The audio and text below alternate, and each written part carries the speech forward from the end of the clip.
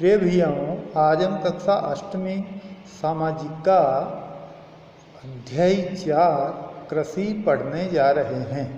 इससे जुड़ी हुई सारी बातें पढ़ेंगे आज अपन। तो प्रारंभिक जानकारी, पौधे से परिष्कृत उत्पाद तक के रूपांतर में 3 प्रकार की आर्थिक क्रियाएं होती है। यानी कि उत्पादन तक 3 प्रकार की आर्थिक, उनमें प्राथमिक क्रियाएं, इसमें प्राकृतिक संसाधनों के उत्पादन व निष्कर्षण को शामिल किया जाता है, जैसे कृषि और पशुपालन, इन दोनों को इसमें शामिल किया जाता है। द्वितीय क्रियाओं में संसाधनों के प्रसंस्करण को शामिल किया जाता है, जैसे इस्पात विनिर्माण, डबल रोटी पकाना, कपड़ा बुनना ये। और तृतीय क्रियाएं होती हैं, उनमें प्राथमिक व द्वितीय क्षेत्र को सेवा कार्यों द्वारा सहयोग देना शामिल है, जिसमें यातायात, व्यापार, बैंकिंग, बीमा, भंडारण ये सब इसमें शामिल है। अब आता है कृषि। तो कृषि के पहले हम कृषि भूमि के बारे में समझते हैं कि कृषि भूमि किसे कहते हैं। तो कृषि भूमि किसे कहते हैं? जिस भूमि पर फसलें उगाई जाती है उसे कृषिगत भूमि कहते हैं।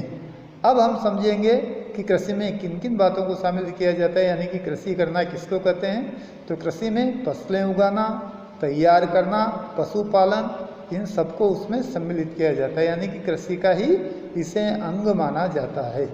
भारत में 2/3 जनसंख्या आज भी कृषि पर निर्भर है, यानी कि पूरे भारत की 2/3 जनसंख्या कृषि कार्यों पर, कृषि काम में काम करती है। अब आता है कृषि में निवेश, यानी कि कृषि करने के लिए हमें किन किन चीज़ों में पैसा खर्च करना पड़ता है।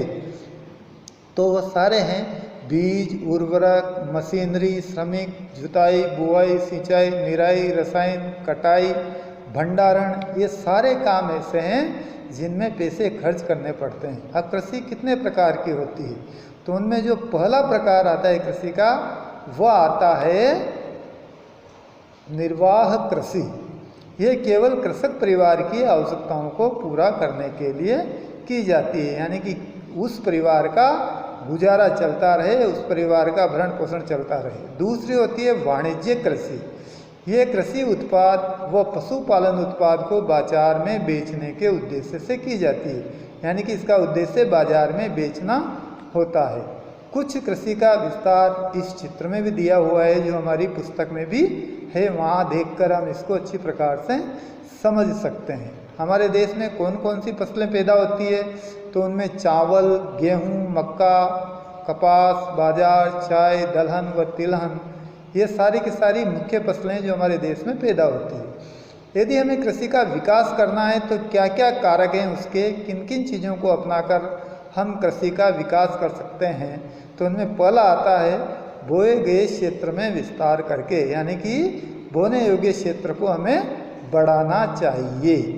दूसरा बिंदु आता है इसका, बोई जाने वाली फसलों की संख्या बढ़ाकर, यानी कि हम अलग अलग प्रकार की फसलों को हमें बोना चाहिए। तीसरा इसका जो कारण आता है सिंचाई सुविधाओं में सुधार करके, यानी कि आधुनिक सिंचाई सुविधाओं का हमें उपयोग करना चाहिए। कम और ज़्यादा पानी से फसलों को नुकसान होता है, तो ये ध्यान रखना है।